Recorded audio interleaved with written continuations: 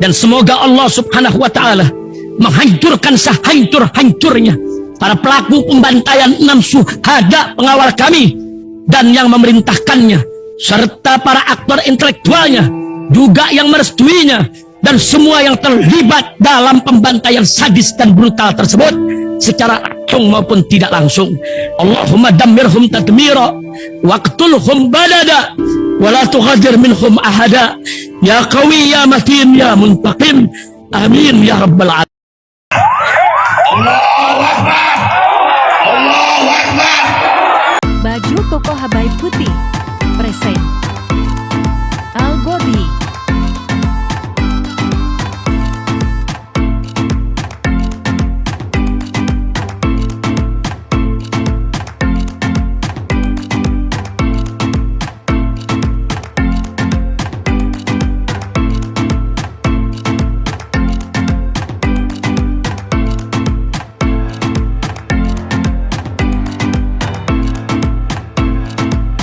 نحمده ونصلي على رسوله الكريم.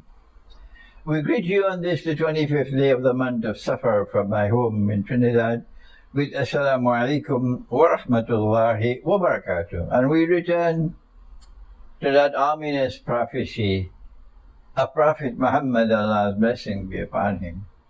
You may be a Hindu and listening to this video, or a Jew, or a Christian, or a Buddhist. You must know what our Prophet said. And it is coming to pass. Only a true prophet could speak like this and prophesy that the time is coming when one man will have to maintain 50 women. This is the same man who said the time will come when women will be dressed and yet naked. Yes, I traveled in Pakistan 2 years ago. The same Pakistan which is being demonized left, right, and center. And in 5 months of travel in Pakistan, all over the country, I never saw the leg, exposed leg, of even one woman. Yes. And you leave Pakistan and you go out into other parts of the world, and that's what you see. Women are dressed and yet naked. Our Prophet said that. He said women will dress like men. Why? Because they want to assume the functional role of men in society. Let me repeat that for the feminist revolution. He said that women would dress like men. They'll have working clothes which are masculine in cut. Working clothes for women which are masculine in cut. Women will dress like men because they want to assume the functional role of men in society. And he said that men would dress like women, sometimes to attract another man, and sometimes because they are abandoning their functional role as men in society. These are prophecies of our Prophet. But we are concerned today with this special one. And again, we make an appeal to the scholars of Islam. We are begging you, when you go on the mimbar, why don't you quote this hadith, this prophecy, and comment on it? I have been traveling extensively for 50 years now, around the world for 50 years. I started traveling when suitcases, valise, the suitcase had no wheels in them. You had to lift them up by hand. That's when I started. You couldn't find a single suitcase or valise with a wheel. That's when I started traveling. And my experience now while traveling is that there's a huge number of women, single women, who cannot find husbands, who cannot find those who can maintain them and guard and protect them. And so how do we respond to that? My first response was given in the previous video, that we have to collect zakat, we have to collect sadaqah to help those who are in the greatest state of distress. One sister wrote to me. She was in such distress with no one to help. She was even about to leave Islam. She was a convert to Islam, about to leave Islam. And alhamdulillah, we were able to find zakat for her, and she's able to get some relief. And now she's so proud to be a Muslim. Praises be to Allah. And so now, in this video, we want to return to the solution that the religion of Islam has, the same religion which came with Moses, Nabi Musa alayhi salam, the same religion which came with Jesus, Nabi Isa alayhi salam, the same religion which came with Muhammad, Nabi Muhammad alayhi salatu wasalam. It's the same one religion from the Lord God. And what does this religion have to offer to solve the problem? The modern Western world has so transformed the Christianity that today's Christian says that the Christian religion is monogamous. That Christianity says a man must have only one wife. That's not the religion of Jesus. Not at all. That's not the religion of Moses. That's not the religion of David and Solomon. They all had more than one wife. That's not the religion of Abraham. They all had more than one wife, all of them. And you telling me that Christianity is monogamous? No. That's the Antichrist who created that religion. The Antichrist has brainwashed you into this monogamy. The one religion with the Lord God does not have monogamy.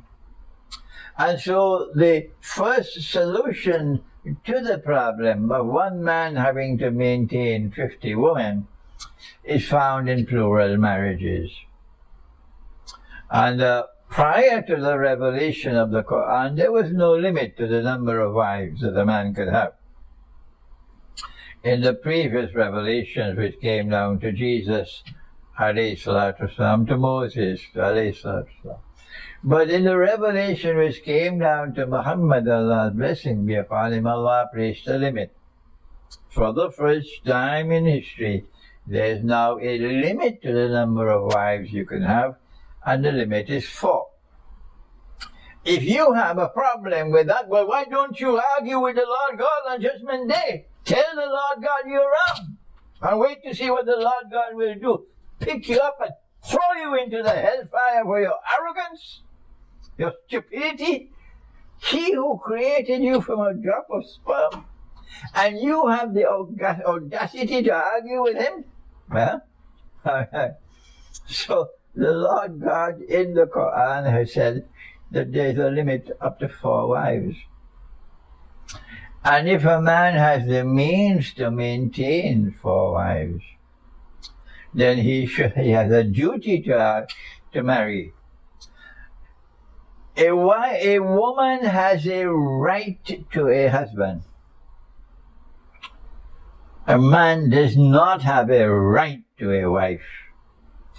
A man has a duty to marry.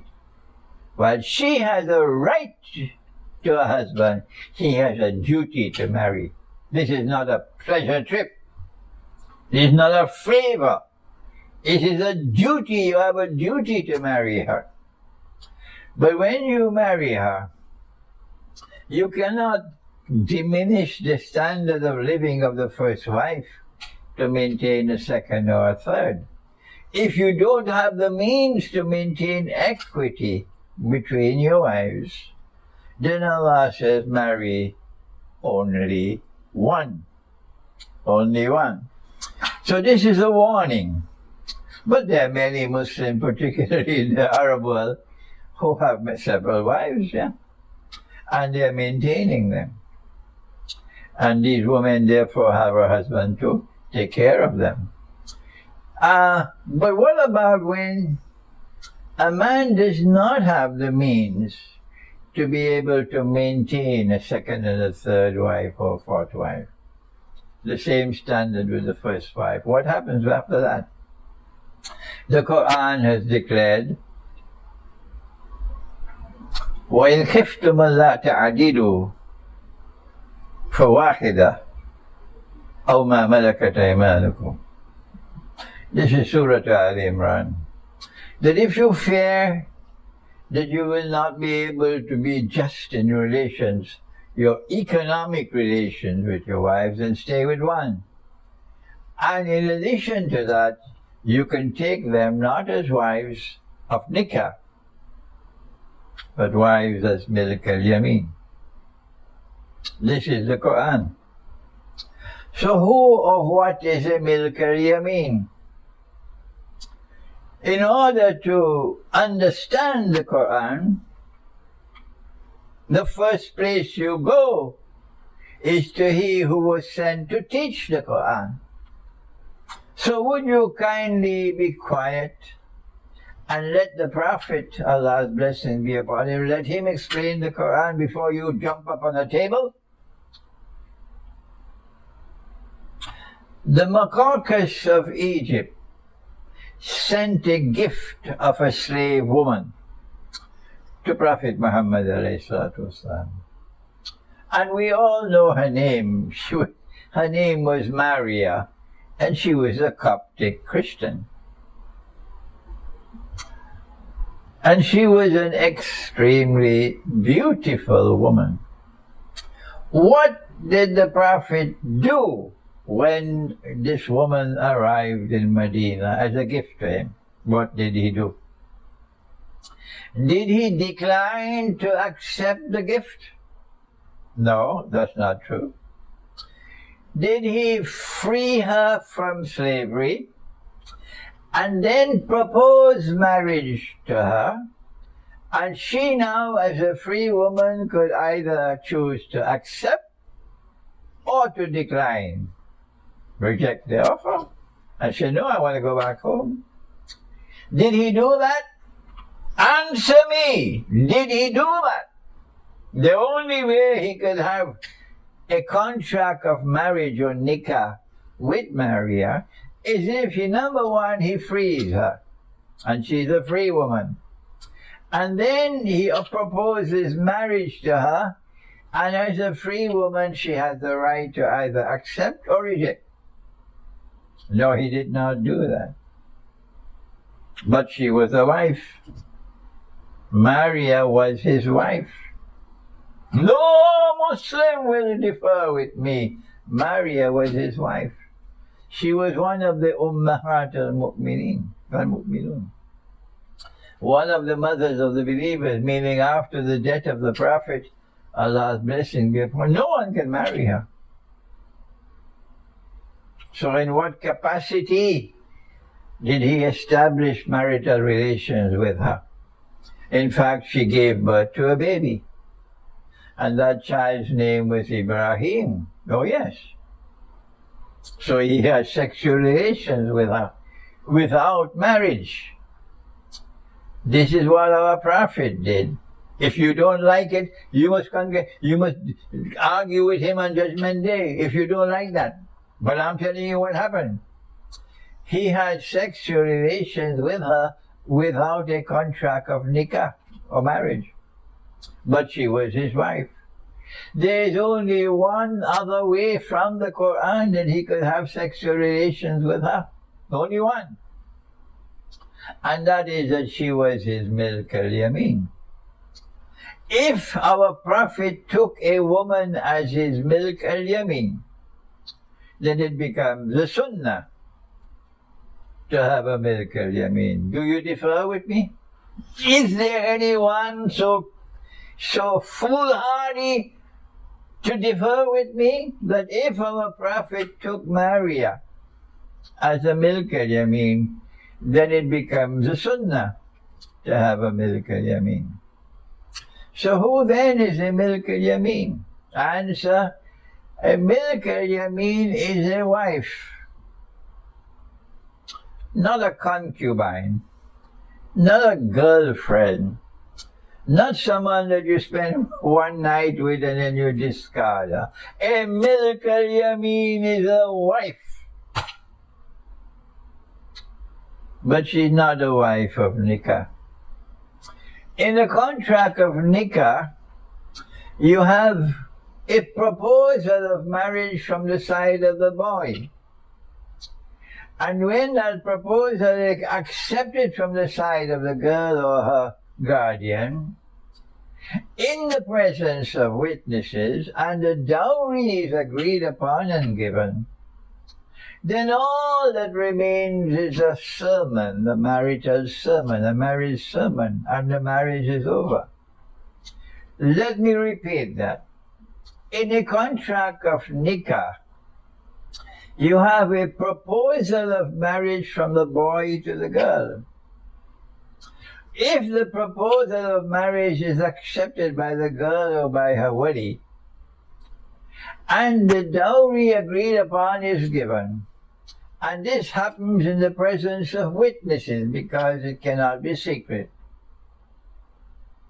then all that remains is a marriage sermon to be delivered, and the marriage is over. Then what happens in the case of a milk al-yamin? In order for us to recognize that this is your milk al-yamin, today when there is no more slavery, my view, and I can be wrong, this is my view, I'm offering it, and you must comment on it, and if you say that I am wrong, then you must show integrity and tell us what is right. How can more than 15 verses of the Quran on the subject of milk al-yamin become obsolete and redundant because there is no more slavery in the world, legal slavery? Answer me. Don't run for a hole in which to hide. Show integrity. This is absolute truth in the Quran. وَإِنَّهُ لَحَقُّ الْيَقِينِ. The Quran has absolute truth. Absolute truth is eternal and universally applicable. Absolute truth can never become obsolete and redundant. I have the courage to say that. Do you also have the courage to say that? Well then, if there are more than 15 verses in the Quran on the subject of milk al-yamin, and if these verses are not to be ever considered to be obsolete and redundant, inapplicable in the world today, then tell us, how do we apply them? If I am wrong, then tell me what is right. If I am wrong, then tell me what is right. My view is that in this abnormal situation that we now have, that a woman who needs a husband cannot get a husband, has the freedom to offer herself as a milk al-yamin to a man of her choice. In the case of nikah, the man makes the proposal of marriage. But in the case of milk al-yamin, because she is a free woman, and she is offering herself because she cannot find a husband, so the proposal or the offer must come from her, not from him. And if he accepts the offer of milk al-yamin, and when she makes the offer, you don't need to have witnesses present. But when he accepts the offer of milk al-yamin, you must have witnesses present, at least 2 witnesses, because it has to be a public event, not private. And once he has accepted the proposal of milk al-yamin and the offer of milk al-yamin, and he has done so in the presence of witnesses, there is no marriage ceremony anymore, no marriage sermon anymore. There is no dowry anymore, not at all. She is now his wife. There's no need for a written contract. There's no need for written contract for nikah as well. The nikah is valid without a written contract. So the milk al-yamin contract is valid without a written contract. So now she is his wife in the presence of witnesses. but she's not his wife of nikah. She must not be kept in secret. You must not live like a rat. Show respect for the woman.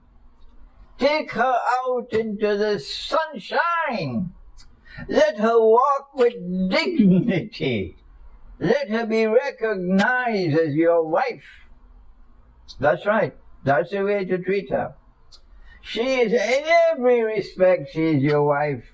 As your wife of nikah, she is in every respect your wife as a military maid, except that you do not have an obligation to maintain her equitably with your wife of nikah. You just maintain her to the capacity that you have to maintain. And if you die, she does not inherit from you. But if you have any children with her, the children of the milk al-yamin have the same legal status as the children of the wife of nikah. I hope I've explained the subject adequately now. I'm waiting for a scholar who has the time and the inclination not only to write an essay to me and send it to me, no. That you write and publish on the subject. Take all the verses of the Quran on the subject, explain them, and show how these verses of the Quran on the subject of milk and yamin are applicable in today's world when slavery is now abolished. I pray that this video will bring some clarity to the subject, and my critics will show some integrity. If you say I am wrong, then tell us what is right. Tell us how to deal with 50 women to be maintained by one man. Show me the answer. When they are young women, they don't need only food and clothing and shelter. When they are young women, they need biological satisfaction as well. Otherwise, they can fall ill. A young woman can have mental problems if she does not have a man to offer her satisfaction for her biological needs. So if you say I am wrong, then come forward and tell us what is right. Thank you.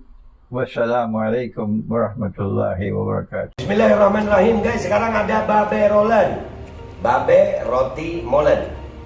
Roti ini dibuat yang pasti rasanya enak ya, ada 3 rasa.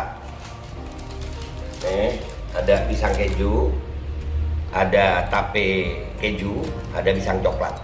Ini dibuat tanpa bahan pengawet dan melayani pesanan-pesanan kalian yang seputaran Jabodetabek, bisa buat nemenin ngopi, buat acara-acara boleh. Dan ini karena gue paling suka pisang keju, nih gue dulu yang nyoba nih. Nih dia tuh kayak crunchy gitu depannya tuh.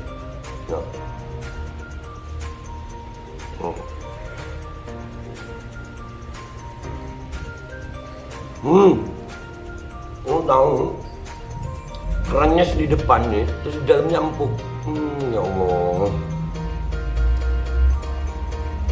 Udah nggak usah lama-lama, lu kalau kepingin langsung pesen aja, itu ada nomor WA-nya, nanti gua kalau cantumin, ada juga IG-nya, langsung pesen, murah. Cuman nanti dia tanya itu 35.000 kalau nggak salah, ya.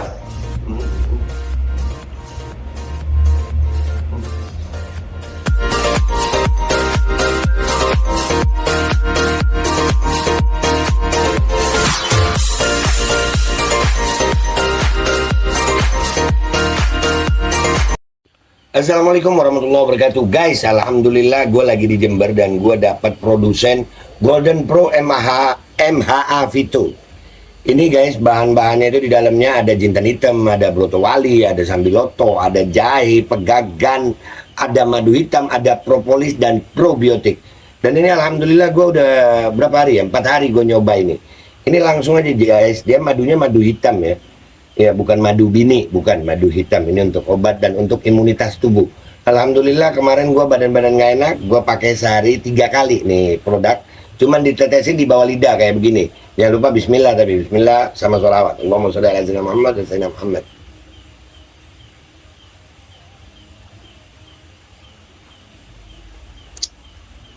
Dah, begitu aja. Sehari 3 kali. Kalian langsung hubungi nomor yang tertera di bawah ini. Ini insya Allah bisa membuat badan kita tahan terhadap segala macam infeksi dari luar untuk imunitas tubuh. Dah, gitu aja, langsung pesan ya. Ini nomornya.